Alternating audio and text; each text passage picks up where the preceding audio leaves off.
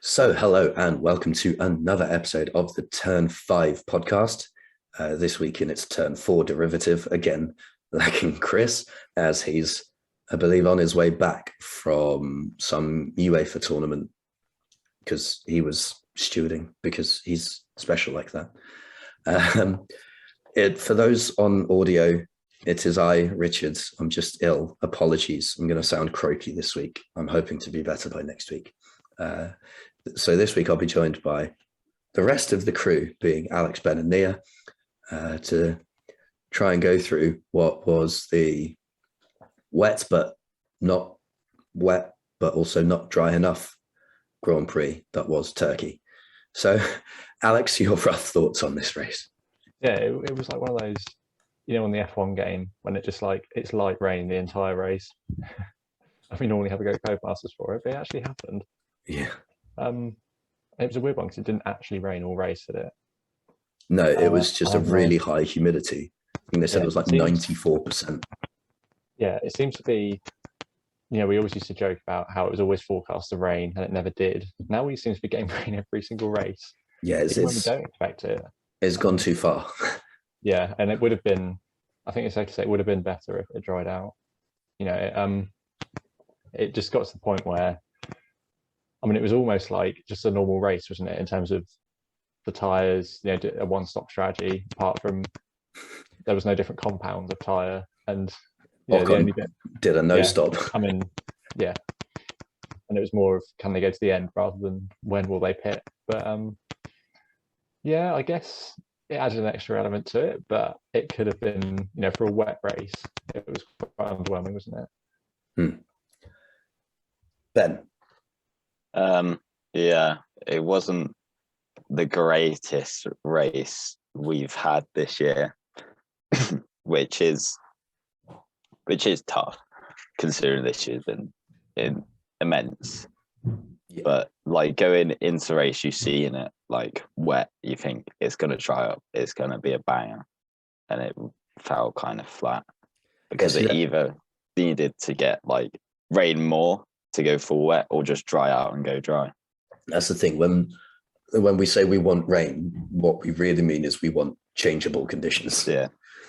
Like, it's all well and good having a full wet race, but even within a full wet race, you've got different like rain intensities.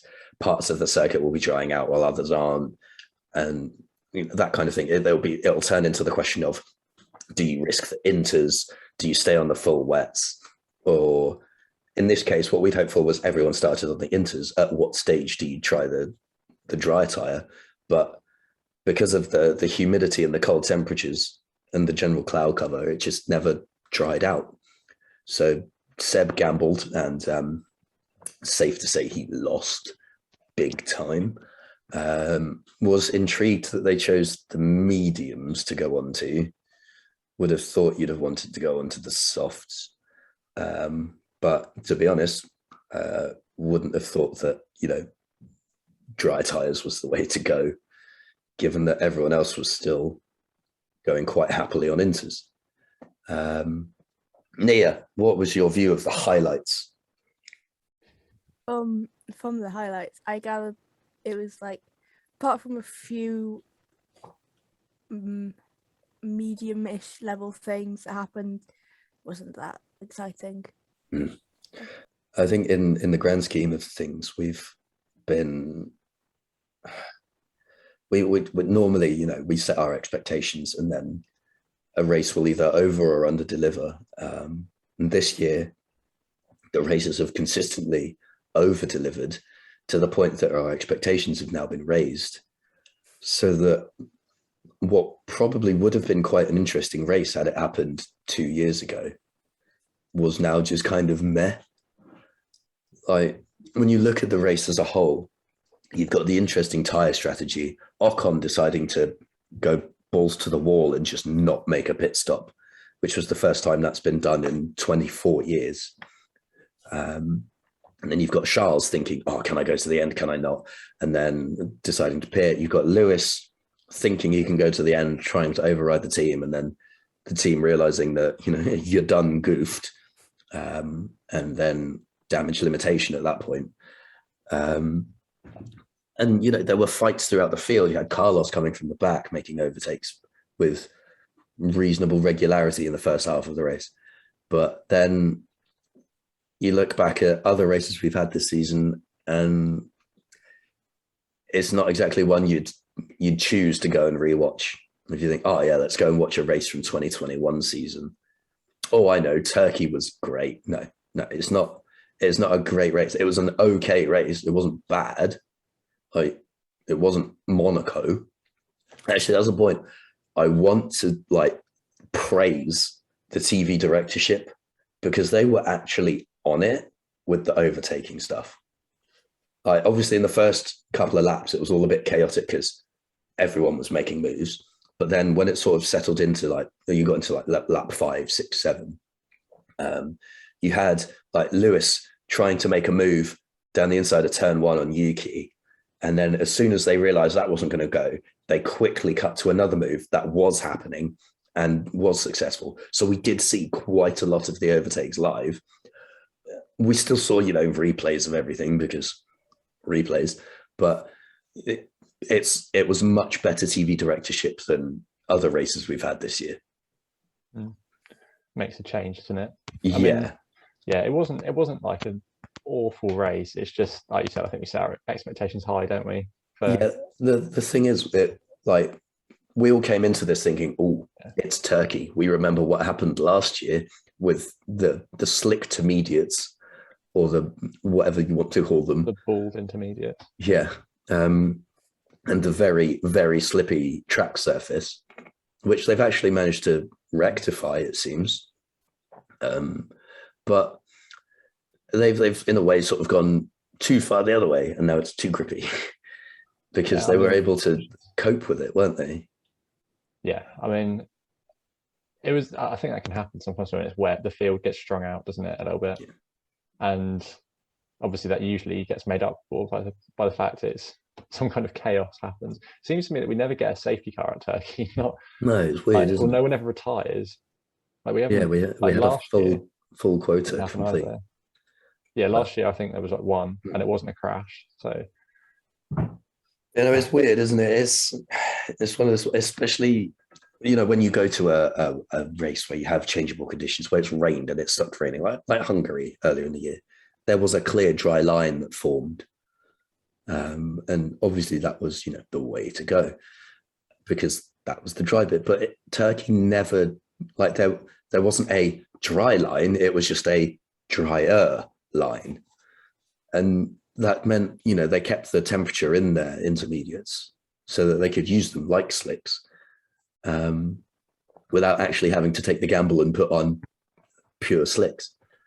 So it was an interesting one from just like a track surface point of view, just because with all the cars going around and the heat that the cars generate, normally you see a dry line form pretty quick, but it just never seemed to come. I think that's kind of why the race settled into a bit of a meh. If you had that moment where say Seb's gamble worked, he put on the mediums and he was like 3 seconds of that quicker, suddenly everyone's scrambling to react to that, and you just got absolute carnage. But then you've got someone who's on mediums tries to stick a move up the inside of turn 12, but they're now off the dry line, lose all the temperature in those nice mediums, and you know, it becomes a bit of a to and fro of that sort of stuff. But we never got that because it didn't dry out enough. Yeah, it was a frustrating one, wasn't it? But qualifying, we normally do qualifying, don't we? Yeah, we normally walk through everything, but I mean, free practice was meh. Nothing really happened. It was just kind of like the highlight of that was FP1, where Red Bull unveiled the one-off livery for the first time. And they didn't get the curse of the livery change, did they? No. They seem to have proven that that's a Mercedes thing. FP3, Pierre got P1. Yeah. Wet, yeah. I mean, it was the wet conditions, and we know he likes that. So, there are certain drivers that obviously go well in the wet. Like Hamilton's always gone well in the wet, hasn't he? But, that's because he's British and it's always bloody raining here. So if you can't go well in the wet, when can you go well? Because, Lando Norris, go back to Spa, he was quickest in the wet in Q1 and Q2. Yeah, George Russell. Exactly. Second and third. So, but yeah, and then we moved on to quali, and that was interesting-ish. It was that crossover point between inters and dries, which resulted in Danny Rick being knocked out in Q1, Mick making it through to Q2 and securing his highest ever qualifying finish, which means he's tanked my fantasy score. Yeah, no, that was very impressive, to be fair. Yeah, no, that was a great drive from him. And then Hamilton getting pole, quote unquote, but not actually getting the award because he was taking his engine penalty, so he would start P11, and Bottas was on pole. I mean, they had this in the press conference. They had that, discussion, didn't they? The three of them, and I agree. I think it's happened a few times this season, hasn't it? Whether it's the sprints or engine penalties or the clerk not starting the race in Monaco. It's happened a few times, hasn't it, where pole hasn't actually, or the fastest driver hasn't started on pole. Yeah, I kind of think they need to change like the wording of it, because I know pole position is the first position in the grid on the start grid, but like I feel like qualifying P1 just because you've got an engine penalty doesn't mean you weren't pole, so because at the end of the day that's now affecting the stats, because even though Lewis qualified faster than everyone else, it won't count towards his pole position count. I think, he's got enough already, but I think pole position and starting P1 should technically be different things, because obviously like Lewis should have got pole position, but then he had the engine penalty, so I think they should be classified as different things because Lewis was fastest. Yeah, see, that's the thing. Pole position in the official wording of it is whoever starts P1 on the starting grid, like the final starting grid. Yeah, because you have should be different things. Yeah, we just need another term for whoever qualifies P1. So. Yeah, I saw someone say Hamilton's qualified fastest 3 times since he'd last actually got a pole position, because he obviously Turkey. Then there was the Monza sprint, wasn't there? He was the fastest Actually, was he? Yeah, he was, wasn't he? Was he Speed King, or was that Bottas? Oh, was that Bottas? That was Bottas. Yeah. It was Bottas. Yeah, Bottas. Okay, yeah. And then Silverstone, he was the fastest qualifier, wasn't he? But then got overtaken in the sprint. Yeah. So. And then Bottas got pole position in Monza, didn't he? But then took the penalty anyway. And then there was Monaco, which was the other one. Yeah. So it's all a bit, I don't know, it seems to me at the moment that Mercedes have had the pace over Red Bull like more often than we think. We keep talking about Red Bull's been the fastest car, which it has over the course of the year. But since the summer break, Mercedes have probably had the pace more often than we think. It's just something always seems to stop them getting, that perfect 1-2 weekend. Because, Spa, in the dry, you'd thought Spa would be a Mercedes track. Zandvoort, ironically, was the only one where Red Bull were probably quicker, and that was the only kind of like normal race we've had. Yeah, that's kind of what we expected though, going into Zandvoort. Yeah, and Monza, the sprint obviously messed it all up, and then the engine penalty and the crash. Yeah, and then Russia, obviously, Bottas had another penalty, didn't he? And then the rain kind of changed it all up again, and then again Turkey, the engine penalty, and then the rain. It seems to me that like they need, it's getting to the point now, Mercedes need a perfect weekend, and I think it's swung so many times now, hasn't it? But at the moment Mercedes have the edge, and they have to, we've got Cota next. I think that's a must win, because then we've got Mexico, which is a Red Bull track. We've still got to go to Brazil, which has been a Red Bull track the last years we've been there, and Abu Dhabi, Verstappen won comfortably last year. Well, yeah, but you can argue last year that Mercedes had turned everything down because they'd already won everything. Um, Brazil has always been quite close. I know Red Bull have gone well there, but Mercedes have definitely not been slouches there either. But we've also got the two complete unknowns of Qatar and Jeddah. Yeah, I just think it's such a weird, complex. Well, we've had what? How many championship changes?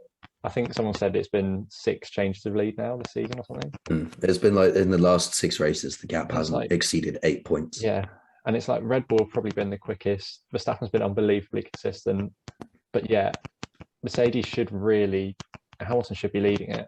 Just the way everything's played out, but then something always seems to intervene on the races where Mercedes are quicker. Well, I mean, we've had things that have intervened on races where Red Bull were quicker. Think back to Baku and Verstappen's tyre blowout. Yeah, that should have been 25, if not 26, very easy points for him. Instead, he walked away from that with none. But luckily for him, so did Hamilton. So it's it's a weird one. Like I can't work out who deserves to win it. To be honest, I think it's going to come down to the teams, really, the strategy choices they make. Well, I think. Well, let's move on to it. Hamilton's strategy. I think he got it wrong.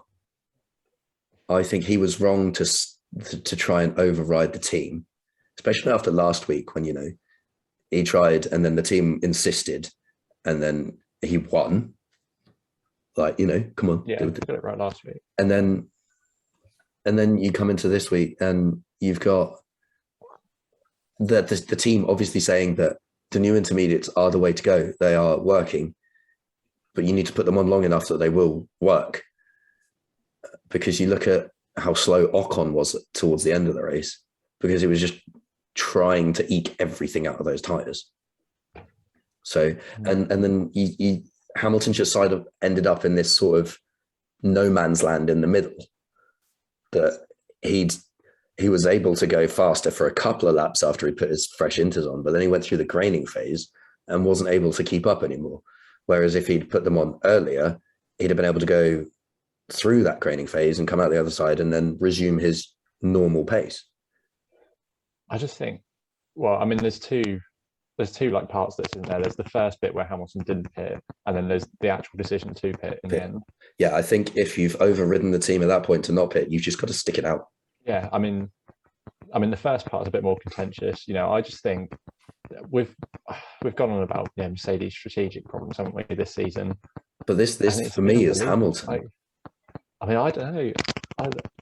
To think about the amount of data that the teams have compared to what the drivers have. But I know in the wet, it's a lot about how the car feels.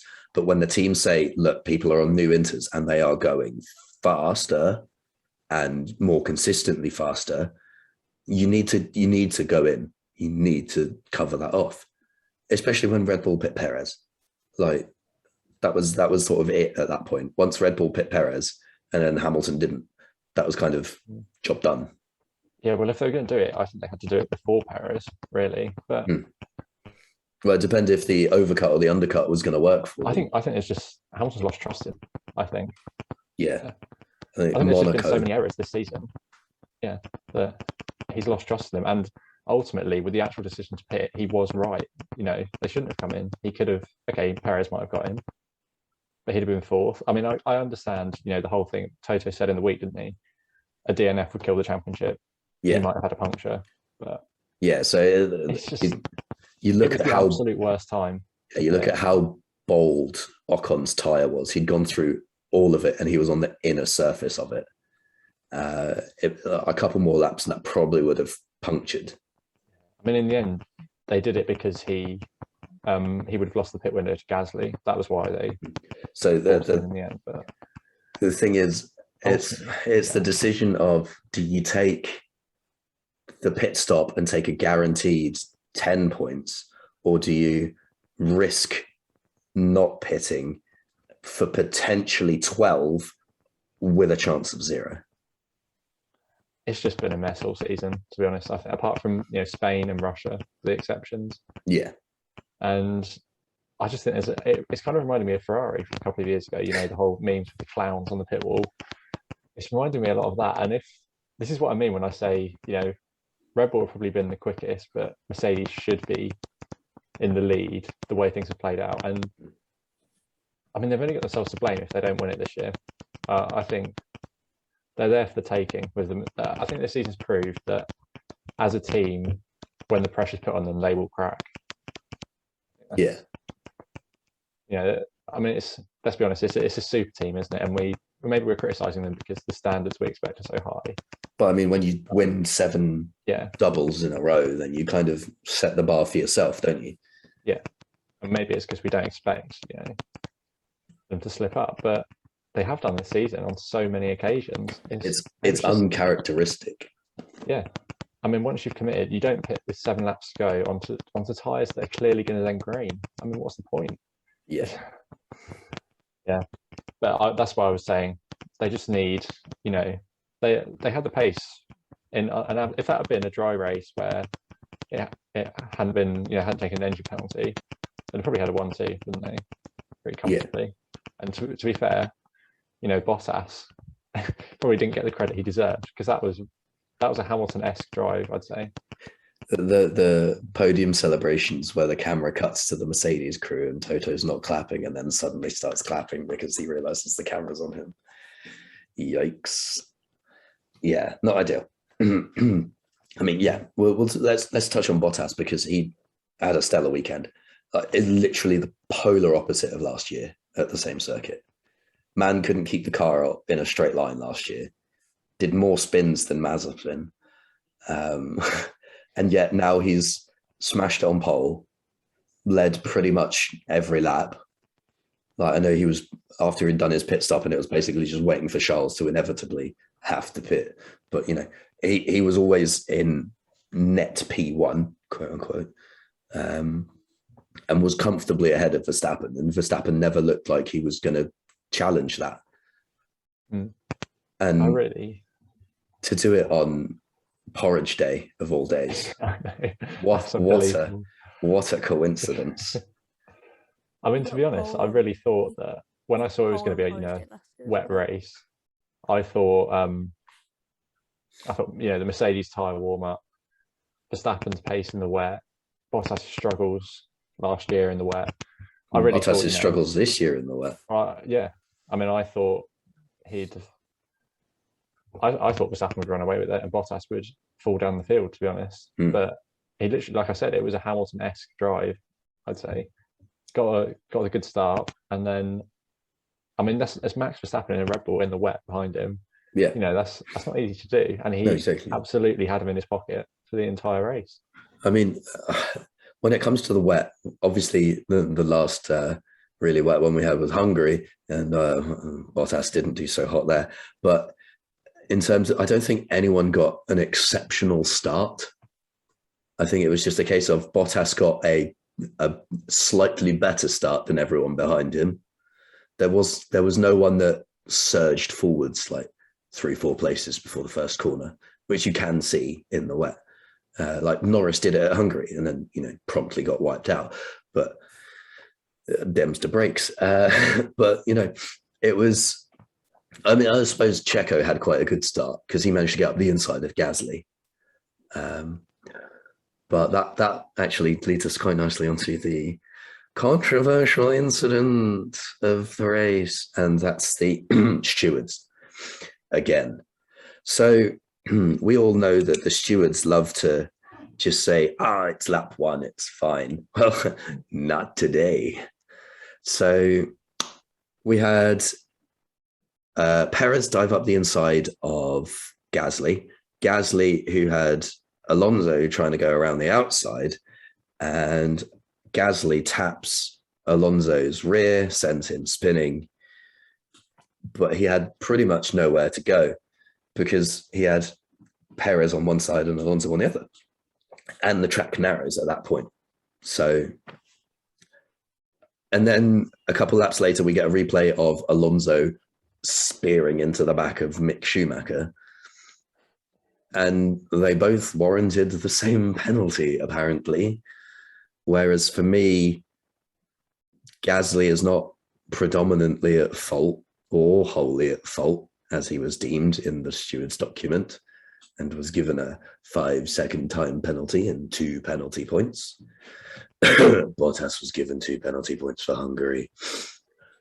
But for me, Alonso's penalty was very much justified, because that was, you hit him, you caused the collision, you ruined his race. It doesn't matter if you've been spun already. Don't give you a right to go and do that to someone else. It's just, yeah. The consistency isn't there, one, is it? I mean, for a start, like you were saying, like the track narrows 3 wide. You're It's in the middle wet. of a 3 wide in the wet. And they're at the front of the grid, so they've been there the longest, so their tires and brakes have cooled down. Like, come on, where's the common sense gone? It's another basing it off the outcome, isn't it? We've said this before. It's Even mad. Alonso of all people, by the way, said after the race it wasn't a penalty. Well, it was harsh. That's what he. Even if he called Gasly stupid in the car. Yeah, I mean, it's probably because he couldn't see Perez down Gasly's inside at that point. So you think about the limited. You react on the radio. I mean, yeah, everyone reacts on the radio. Weekend of people double standards with Hamilton, wasn't it? But that's another matter.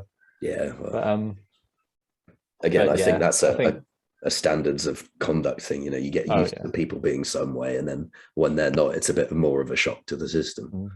But yeah, it was another just strange decision, really, by people. It makes you think they don't really have an understanding of racing. No, exactly. If they're giving penalties like that, and like you said, 2 penalty points. That's the same as what Bottas got for Hungary, which was when he wiped 4 cars out of the race.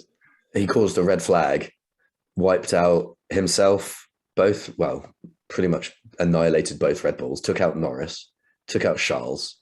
Well, okay, Lance took out Charles, but that was a reaction to what was going on in front as well as anything. But yeah, I mean, it was a bit. He caused carnage, and he gets 2 penalty points. Gasly accidentally taps someone because he has no other option, and gets 2 penalty points. Like, come on, it just needs reworking. Yeah. Like, that's not, in my opinion, that's not dangerous driving. That's just driving. It's just like, what? It's racing. He had nowhere to go, because he has turned in, and he's just slightly understeered into Alonso. But he's got Perez down the inside. It's not like he can just try and cut right across, try and tighten the corner up. It's a limited options, and that was like probably the least worst thing he could have done, in a way. I imagine if he'd then stepped on the brakes harder to turn into the corner, then clipped Perez, and then whoever's behind him has then rear-ended him, and you've got like a 5-6 car pileup at turn 1, instead of just Alonso being spun. I think it's harsh. So it's just, the stewards need to, as my parents would say, screw their heads on and actually apply some common sense. There has to be like a set of stewards who are there every single race and not switch around every race, because it's just. I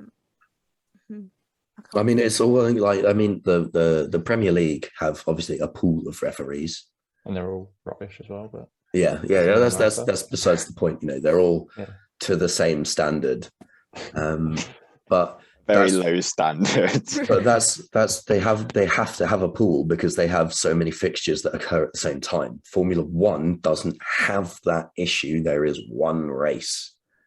Why can't we have a fixed set of stewards that make the decisions, make the updates to the rule book, so that we can clarify things and update things easier?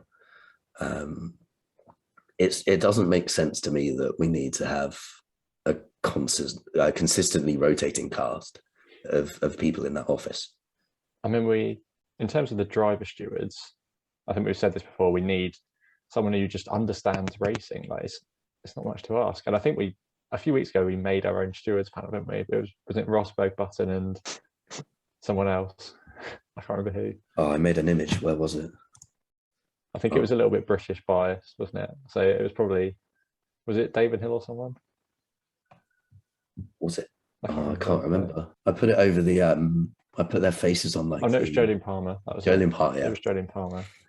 I mean, he would be the perfect driver steward on his own. exactly. He always seems to, well, in my opinion at least, His extended breakdowns. So he does so much extended breakdown. It's kind of like, well, if he can do that and release it on F1's YouTube channel the next day, why can't we just have him in the office and say it's that done? Yeah, exactly. Move on.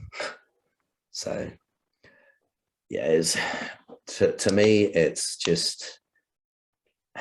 annoying that we have to have conversations like this, and we always have to have the conversation of the stewards being at the track and therefore being semi-influenced by the fact that they're at a certain venue. That we saw it at Monza with Charles Leclerc and his black and white flag, that because Ocon did it this year was a 5-second time penalty. I'm adamant that we need a remote center like they have for the broadcasts, just for the stewards. It's not that hard. They don't need to be. They don't all need to be there. Don't get me wrong. Some of them do, because they do, you know, the strip downs of the cars, the parts checking and all that sort of stuff. But the actual ones that are making the decisions within the race itself, they don't need to be at the circuit. The technical delegates, yes, perfectly understandable, because you can't dissect a car over Zoom. But when all you're doing is watching replays, and if you've called someone to the steward's office, you can just have a room with a laptop in it that's on Zoom. It's not the end of the world, is it? So for all the many millions of pounds we spend in this sport, the fact that we can't build a small office building, hell, it could be attached to the broadcast center. It could be there, and then they just have a live feed wired straight to them. So half of the personnel at like one of the teams are back at their like HQ. Exactly. So like, why can't the stewards do the same? Because all the guys that work overnight on the simulator and the strategies and all that sort of half stuff. the strategy crew are back at the base. Yeah, you hear all the time. You hear all the Mercedes guys have been back to Brackley, and you know the McLaren guys have heard from MTC overnight and all that sort of stuff. You know, Red Bull and Milton Keynes and all that. It's just, why can't we just have a steward's office that's just not on site and therefore can't be influenced? Yeah, it makes you think as well, especially when we first came back in 2020 from COVID. You know, a lot less people. It would have made sense. A lot less people in the paddock, weren't they? Why were these people there that don't need to be? Yeah, if you really whittled it down, they are non-essential to be on site. Like, it's all well and good being around, but if you're not needed on site to actually do stuff there and then at the time, you can do it remotely. As Boris would say, work from home. Listen to what he says. No, I don't. I've not listened to him for a while now, let's be honest. Right, enough politics. I can't stand this stuff. Or 1 minute of the politics. Mate, 1 second of politics is too much. It's all a load of beep. So who have we covered? We've covered Bottas, we've covered Hamilton. Verstappen had a very meh drive. It was just P2, that was it, done. Did what he had to do. I mean, yeah, exactly. Back in the lead again. Yeah, he didn't take any risks. Yeah, and got the mediocre reward that came with that. It was a mature drive, which is something you might say Verstappen has, you know, through this championship battle has developed. Being able to just bring it home. In a way, this was the weekend of the second seat drivers, wasn't it? Yeah. Because Bottas has definitely done his part, because he's essentially taken 4 points off Verstappen there, including fastest lap. Where Hamilton was always going to take his penalty. So, you know, Bottas did what he had to do for the constructors, And equally, Perez has done what he had to do, has pushed Hamilton back another place and scored 15 points for Red Bull. So it's been a good weekend for number twos. But equally, it's not been a terrible weekend for either of the championship contenders, has it? Yeah, I mean, well, the Perez had a brilliant race, considering he'd been outscored by George Russell. I think that's right. Since what was it, Hungary? Probably, yeah. Well, he was one of the casualties of the Bottas bowling pin. Yeah, on a Silverstone didn't score either, so I don't know, something like that. But yeah, I mean, and that fight with Hamilton, I mean, that was fair amazing. play. You know, that was. He went round the pit bollard and everything. Yeah, the people online, he's gone past the pit bollard. That's a penalty. No, he's been forced. What do you expect him to do? I wouldn't be surprised if the stewards did give him the 5-second penalty, though. It wouldn't have surprised me. No, it wouldn't. But there would have been outrage. Yeah, I mean, he couldn't possibly have gone into the pits at that speed. No, exactly. And the only other thing he could have done was hit the bollard. So he's taken the sensible option. And the braking to turn one as well. I mean, Hamilton got I mean, by the way, it was very noticeable when they were literally side by side, how much quicker the Mercedes was, like in a straight line. Even considering the size of the rear wing that Hamilton was running, that was what got me. He was running a huge rear wing, but was still quicker than the Red Bulls. But then, I mean, fair play to Perez. I think that's maybe something Albon, we wouldn't have seen that from him. That's where he would have been in the gravel track. Which had have collided, wouldn't they? No, he might have hit the pit bollard. That's the thing as well. A lot of people said if that was Hamilton and Verstappen, that probably would have ended in a crash. But that's maybe, you never know. But then again, you look at the start, if Hamilton was on pole, would Verstappen have maybe had a look down the inside? Well, it's all hypothetical, Exactly, yeah. Would have been a different grid slot. You never know how much of a good start he would have got. Yeah. Yeah. So, no, I mean, the race was, don't get me wrong, it wasn't bad. It just, by the standards of 2021, was not average or better. Yeah. We've had so many good races this year that it's raised the bar to world record pole vault heights. And I mean, as long as the championship battle stays close all the way to the wire, it will be one of the great seasons, in my opinion. Anyway. And the fact that I think someone said the gap between the two hasn't been above 8 points in Silverstone. Is that right? Yeah, it's like 8 points in the last 6 rounds, which is ridiculous. The prospect of it being, a single figure gap going to Abu Dhabi is incredible to think about, by the way. And we're getting towards that point now, I mean, we're getting to the point where, like Toto said, one DNF and that's it. And it would be a shame. Yeah. It would be a shame if, say, Cota, Verstappen gets taken out or something and Hamilton wins, and then Mexico, something else happens that's just unfortunate for him. And that's that. But yeah, I mean, the prospect of it going right to the wire is just, I mean, yeah. It's a situation we haven't been in for a while. Watering, yeah. I just hope it doesn't end in a collision between the two in Abu Dhabi. No, exactly. It's just a sort of, say it was Abu Dhabi now and it's 6 points, it could literally come down to who gets the fastest lap in the last, it might be the case of Mercedes have to try and use Bottas to stop Verstappen getting a fastest lap. Valtteri, it's James, please go faster. Or slow him down or something to stop him. Don't abort this fast. Yeah.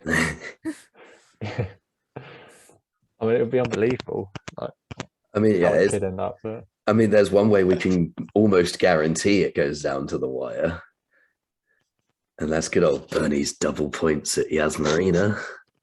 Yeah, I mean, it would work. No, it would just completely ruin the point, to be honest.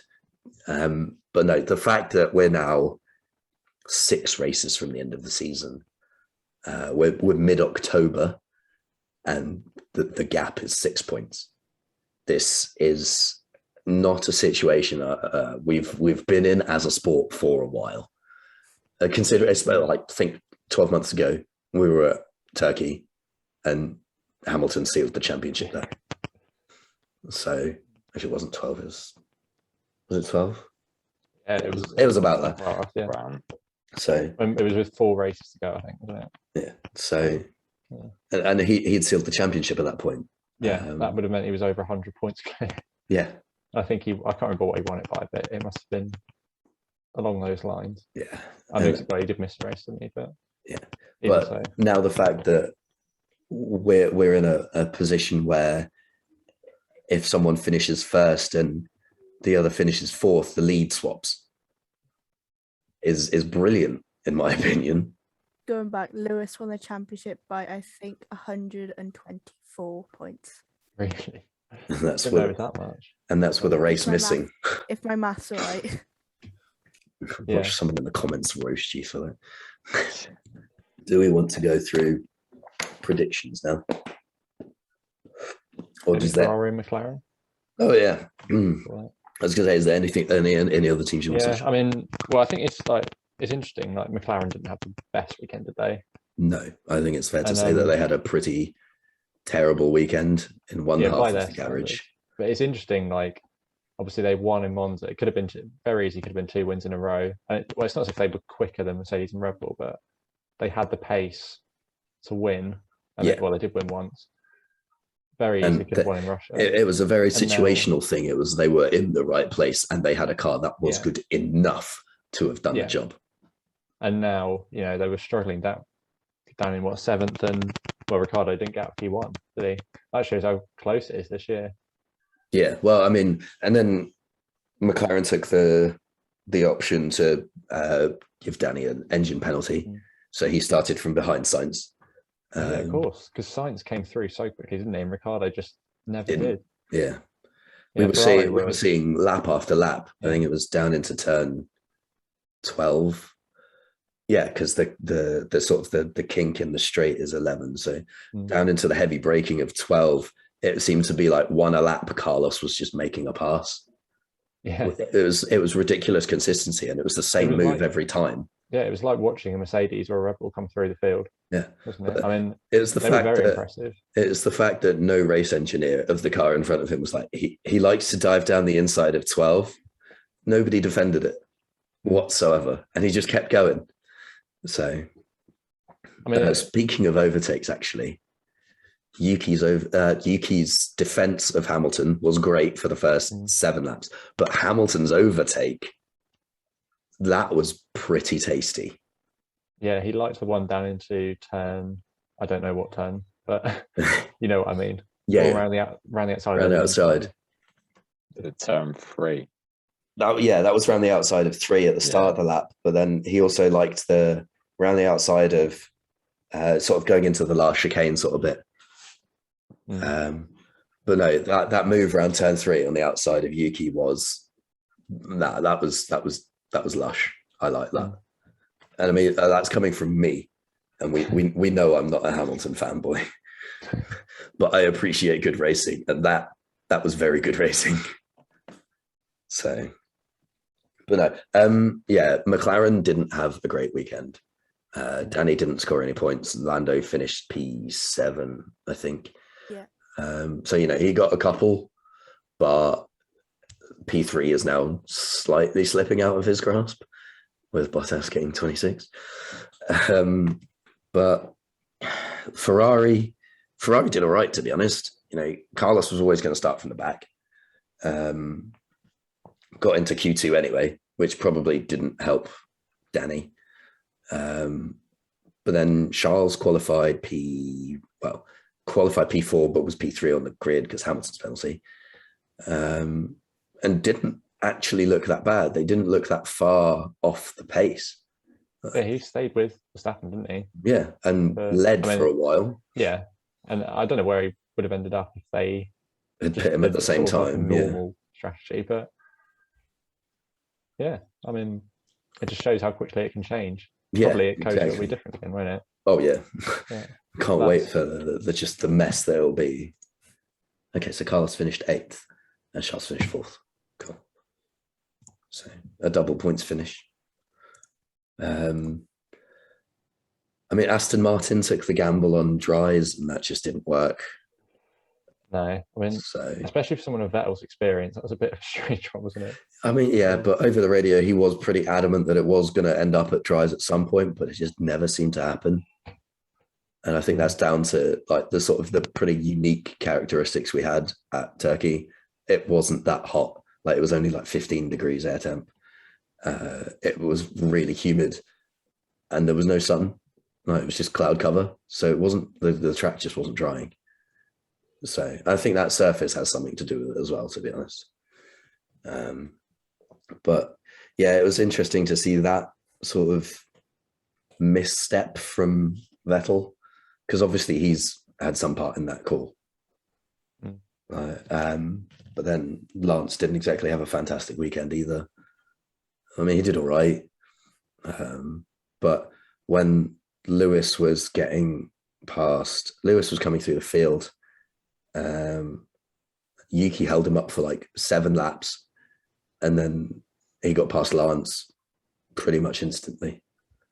Yeah, he did get a couple of points, didn't he? To be fair, which yeah, by the sound of his season is it's not terrible, but you know that when you're scrapping for stuff, you really want to be capitalizing on things, and making a mistake like they did with Vettel is a big drop of the proverbial ball from them, considering they've had great strategy calls in the past.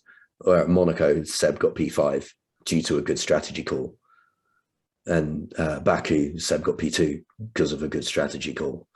It's not like them, but I suppose at that point Seb wasn't in the points anyway, so it was worth the risk to an extent. But I don't know, to go with the medium seemed a bit odd for me. We got the Haas boys that fought out the back. Mazepin forgot his blue coloured sunglasses again, so ignored blue flags. What a joke. I'm really tempted to find out what his fan mail address is and sign him up to Specsavers.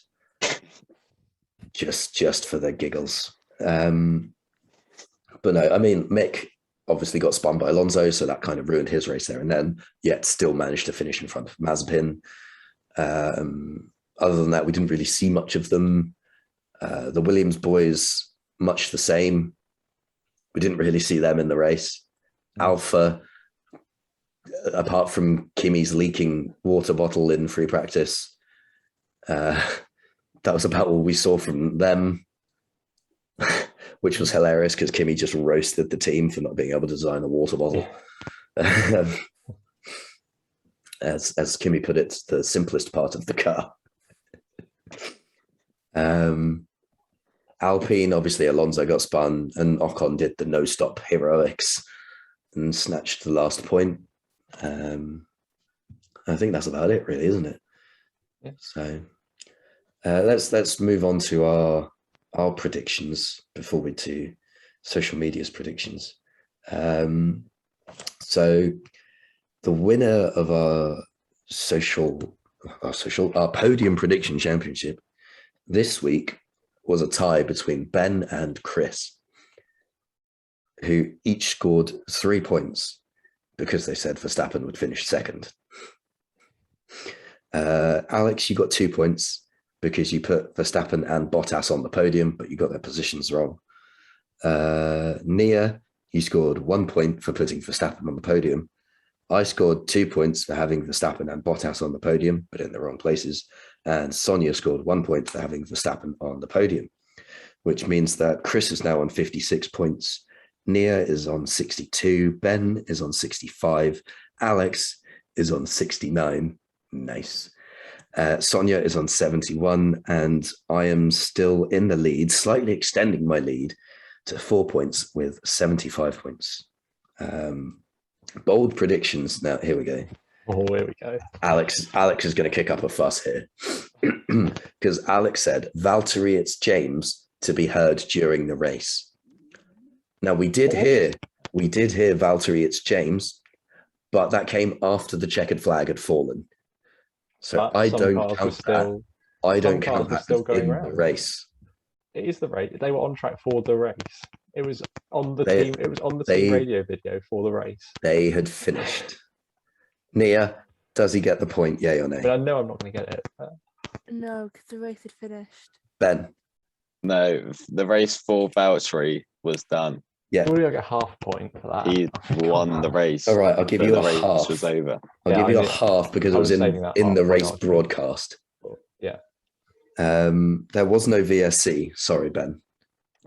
There was no Aston Martin in the top 5. Lol. Sorry, Chris.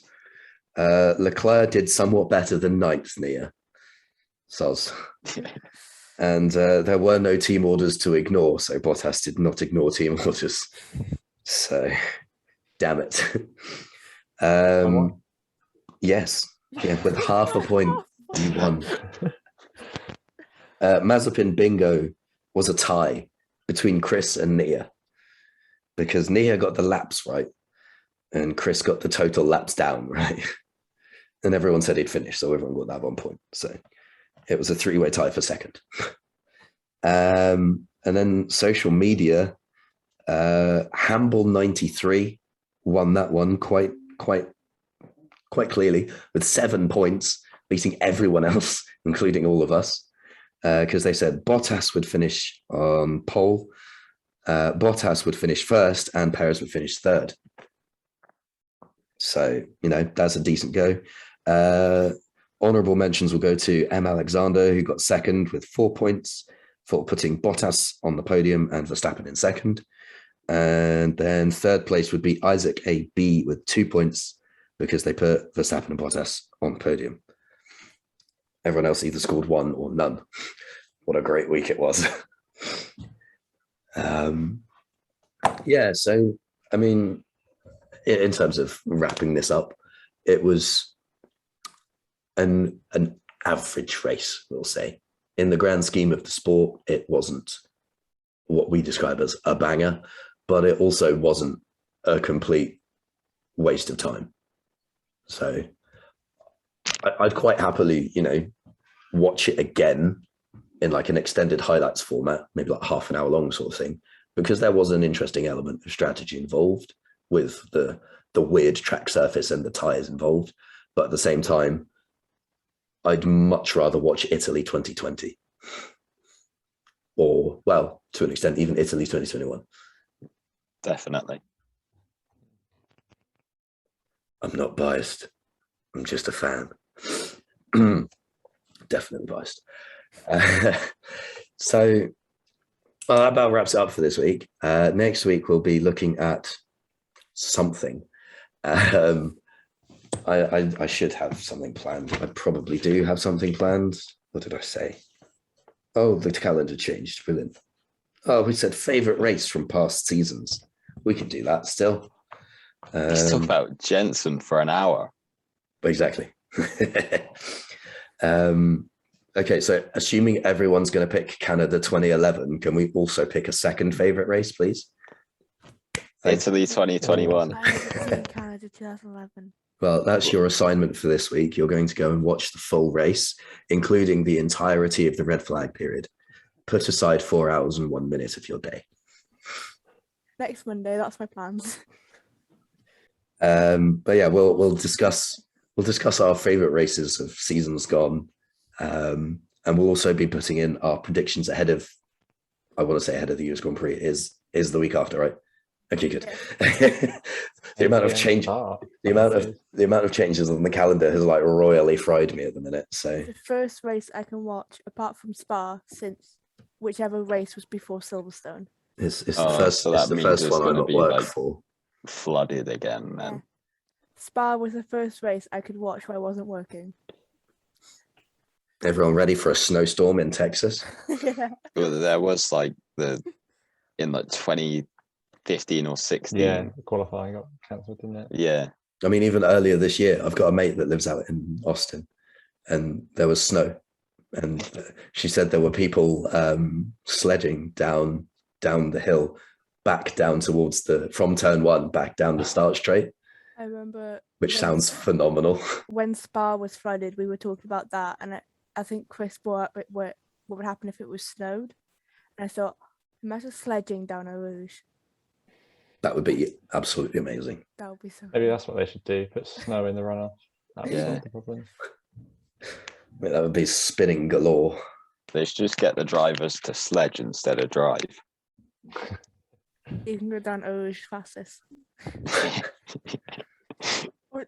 We'd also have to enforce track limits on that. Nobody's cutting Eau Rouge. Can't have that.